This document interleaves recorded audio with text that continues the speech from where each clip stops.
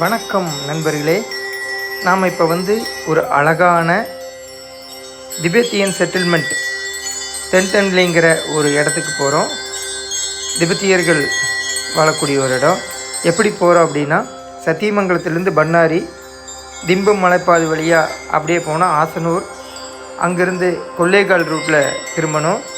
அதில் போனீங்கன்னா உடையார்பாளையம்ங்கிற ஏரியாவில் இது அமைஞ்சிருக்குங்க.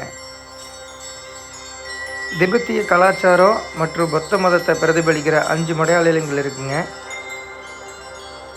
இதோட கட்டடக்கலை, வண்ணமயான பிரார்த்தனை கொடிகள் மற்றும் பிரம்மாண்டமான புத்தர் சிலையெல்லாம் பார்க்குறதுக்கு ரொம்ப சூப்பராக இருக்குங்க.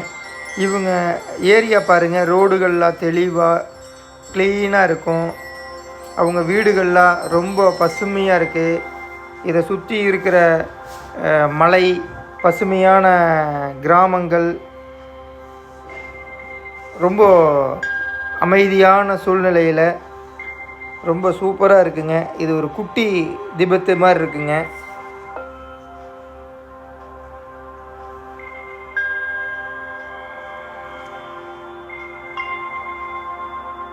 இங்கு வர்ற சுற்றுலா பயணிகளுக்கு பார்த்திங்கன்னா திபெத்திய பாரம்பரிய உணவுகள்லாம் இங்கே கிடைக்கும். மோமோஸு, துக்பா, அப்படி நிறையா இதைய டேஸ்ட் பண்ணலாம். பாருங்கள், அவங்களோட கட்டடக்கலையிலும் அவங்களோட கலாச்சாரத்தை எப்படி பிரதிபலிக்கிறமான ஒரு கலைநயமான கட்டிடக்கலையை நீங்கள் இங்கே பார்க்கலாம்.